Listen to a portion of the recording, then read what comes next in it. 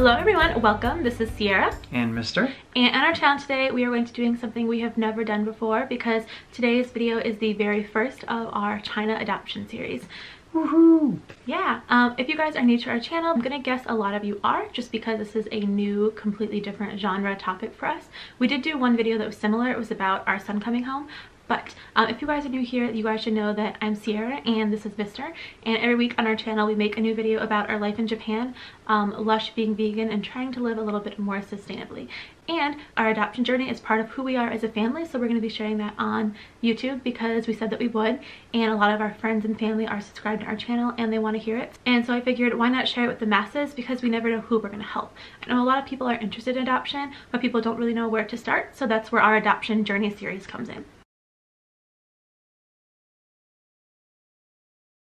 Anything else I should say? You covered it. Okay, cool. What we're going to be doing in our video today is we are just kind of going to be sharing in this video why we decided to adopt and then why we waited until now to adopt. And I think that'll be enough for the first video.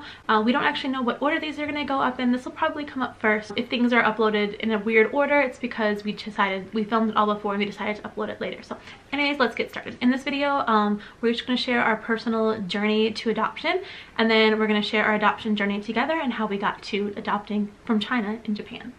So, all right, I guess we'll get started. You want to go first, or you want me to go first? Well, it's your channel. Why don't you go first? Okay, I'll Sierra, go first. Why did you want to adopt? Okay, so before I get started, I do want to say that everybody's adoption journey is a little bit different, but this is just what my personal adoption journey to adoption looks like, and it may be different than yours, but everyone's journey is different, and that's okay. So my adoption journey, I would like to say I've always wanted to adopt, but I don't necessarily know that that's true. I had a friend growing up, hi, I know that you're watching, who was adopted from Korea, and I always thought adoption was really neat and really cool, but I just didn't really know much about it. So I would say my real drive to adopt, journey to adopt, started in 2007 when I went on a language exchange trip to China. The trip was organized through an organization, and what we did is we went to Western China for almost the entire summer, and we lived with Chinese roommates and we helped them learn English, and we did book studies together, and it was really fun. And while we were in China, we got to do a lot of different cultural things, and I feel like my time in China, from the initial second that I got to China, like God was already working on my heart. I'm gonna get real churchy, like real quick here, so if that's something that freaks you out, disclaimer, I'm gonna get churchy. Anyway. Well, it's true. People get upset about it. Anyway, when I was in China, not every day, but most days we had some kind of activity. We would have classes and readings in the morning, and in the afternoon we would go and do something cool. And one of the days we went to a fine art center for children. I don't remember what the place was called, but it was like a fine art center for children. And at the fine art center, they had different kinds of classes. They had painting classes, calligraphy classes, and we got to go in and like be part of it with the kids. It was really cool. One of the classes in particular was a ballet class, and I was sitting there with a couple of other students from our group, and there were probably 50 little tiny adorable Chinese children participating in their little ballet class. And while I was sitting there, it does not make rational sense from like just like a societal or like anthropological perspective, and so the only way that I can possibly think that like this like came about in my brain was all God. I was just sitting there and I saw all these little children, and I mean most of them did probably have families, I'm going to assume, but I just sat there and I realized like how many little children there are around the world and how many of them just don't have families. And I just like felt like God changed my heart. And in that moment, I realized that I wanted to adopt and only adopt. And I know that there's a lot of like probably speculations of people about women who want to adopt instead of have biological children. We're not here to talk about that, but that's how God changed my heart. And in that moment, that's when I made the personal decision for myself that I only wanted to adopt. Now, by some miracle, if we were to conceive children, that would be amazing. And of course, like I would give birth and it would be amazing, but I don't necessarily feel at this point in my life, especially since I'm in my early 30s, that that's something that I'm called to. That being said, I don't have an opinion either way about whether or not adoption or birth is more holy or whichever one makes you a real mother. Either way, if you become a mother, you're a mother. Yeah, so that's my journey personal to adoption, and now it's Mr.'s turn. All right. And speaking of adoption, I can hear the little human making noise, so I'll be back in just a second. Okay, we're back now. Sorry about that. Mom life. Like whether the biological or adopted, the most inopportune time for them to want you, they want you without fail. Oh yeah. Anyways, are you ready? Yes. All right, now Mr's gonna share his adoption journey. So, just like Sierra, I'm not sure exactly when I had the desire to do adoption. I think it started about when I was about 11 or 12 years old. That's when I got to meet, yeah, I got to meet a lot of children with some issues, and it just really created a passion in my heart. Not necessarily for children with issues, but for children in general. And so it progressed throughout my life. Now, the goofy part. I'm kind of a math thinker, and when I view a child that's being raised by a good family and the child's getting a good experience, I feel like that's kind of like a +1 in the world, where a child who doesn't have a good family and is not, or maybe not a family at all, that's kind of like a -1. They're just not getting a good experience. So adoption, hear me out, if it's kind of like... I'm getting there. He's getting there. I can see y'all being like, no.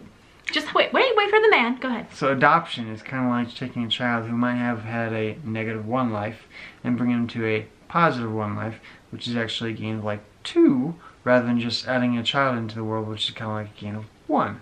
Now, I'm not saying, just like she said, I'm not saying either one's better. That's kind of how I got to my analysis. Yeah, and I don't know how much you want to share about what you do for a living, but numbers is a really big part of his job. Yeah. So for him, everything is numbers based and like analytical. So yeah, makes sense. Yeah, and then one more thing I wanted to add along with that. One of the reasons that I have such a big heart for adoption, I don't necessarily even remember what organization. It might have even been Invisible Children, which we're not talking about Invisible Children either, but in the documentary Invisible Children, one of the things that the narrator, the first things he said is that within the world, human beings, we don't necessarily get to choose where we're born. We don't get to choose our family, we don't get to choose like what country we're born in, what circumstance we're born into, but once we're born, we're here, and because we're here, we matter. That being said, anyone who knows me knows that for my entire life, I've always had a big heart. In general, especially for children and little people. And by God changing my heart and with me making like that personal decision for myself not to have children, I think that's an amazing way that I can help children who need families. Because like I said, they do matter. And at the end of the day, kids need families and every child deserves a family. So if we as people can just like adopt one child and give them a better life or a better future, I feel like that's going to be doing so much for the kingdom and for the world. All right, steps off of soapbox. Yeah, so that's pretty much everything I wanted to say. Anything else that you wanted to say? No, that's good. Okay, so now let's move on to, we're gonna talk about our journey to adoption together as a couple. And you're gonna learn a lot about us real quick. So I guess, do you wanna start? Sure. Okay, go ahead. So I think it was fall of 2007, one of our first dates, or first conversations, not necessarily even dating. I went to Sierra and I basically... I don't even know how we started talking about it. Yeah, I don't remember either. I basically said to her, I don't think I want to have children. Well, not naturally. I want to adopt. And she said, really? Because I also want to adopt and only adopt. And we're like, no way.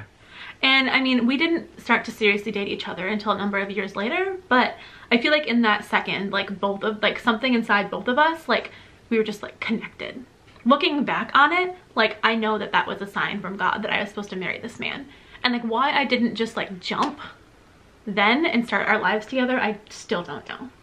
But we should have just jumped, but we didn't. But the good news is that we've been married since 2014 and we have the most amazing little person in the entire world in our family now. So it worked out, but still. Yeah, so the entire time like we were like friends and dating, we both knew what the plan would be if we decided to like do life together. So it was never one of those deep, hard questions we had to talk about as a couple. It was something we already knew about. And then you guys are probably going to ask, well, how did our families react? Good question. Well, of course there were questions, but our families have always known that our family planning method is adoption. And even at our wedding we had, I don't think it was Honey Fund, but we used like an online like crowdfunding type service, because instead of wedding gifts we asked for, of course, house stuff, but in addition to regular wedding gifts we asked for funds for our adoptions. And so right away that kind of shut down all of the inappropriate questions pretty much through our entire engagement and marriage about when children were coming, because people knew as soon as we were able to financially start the adoption process that we would. So we did. So, yeah. Okay, so now we're going to talk about when we started the actual process. And I think we had been married for year and a half to 2 years. 2 years, something like that. We decided that we'd been, like, we were getting financially stable enough, we were getting ready to start our family. And of course we didn't do things in the traditional way, so it took a little bit longer, obviously. So the easiest way to adopt and the most affordable way to adopt in the United States is through the foster care system. And at that time we were living in Maryland, and so we applied at the foster care office. They had, I think it was like an open meeting or something, and we decided to go to the meeting. And you want to talk about that a little bit more? Sure. Okay. So we specified that we were trying to do a foster to adopt situation, and it seemed like they're constantly saying, well, we can't guarantee adoption, and we got lots of children for fostering, but we wanted more of a confirmation of being able to adopt a child afterwards. Mm-hmm. Yeah, because of where our hearts were, I don't necessarily feel that God was necessarily calling us to be foster parents. We felt at that point that he was calling us to, like, bring a child into our family permanently. And the way that, I guess, in that particular Maryland County, the foster system works is they want to run it like an emergency service, which I know that the goal, of course, of foster care is reunification, but sometimes it's not possible. And so we told them that we would like to specify to foster only adoptable children, and they didn't like that so much. And then that led us to our next step, which you want to talk about that? So we knew we wanted to adopt. However, we were at a transition phase where my work was going to be transferring me over to over in Japan, and so therefore we didn't want to start all of our adoption processing in Maryland and then have to transfer all of that, as well as redo a lot of that in Japan. Yeah, you actually, if you start your home study in one place, the home study has to be done in the location where the child is going to live for the first 6 months, depending on the organization. But typically we had heard that, and we knew that if we started our home study, we'd have to do it, and then we'd have to either pay almost twice as much to renew it once we got to Japan. So as soon as we got to Japan, really about a month after we got in Japan, I think we were still in temporary lodging even when we started. Yeah. So as soon as we moved, we chose an organization and we ran with it. We completed the process, and our son is napping, well, hopefully napping on the other side of this wall, and we're a family of 3. Good luck.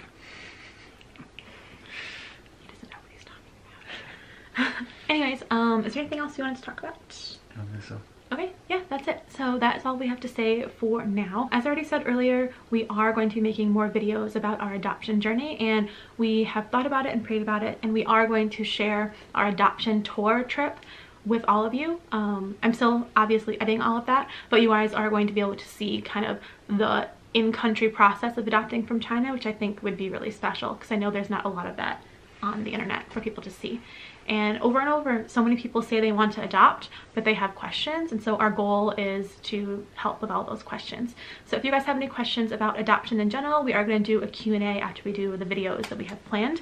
So go ahead and leave all those questions down in the comment section, and make sure that you subscribe so that you guys will know when our next video is up. I think that's it. Okay, thank you guys so much for watching, and we cannot wait to see you guys in the next video. Bye!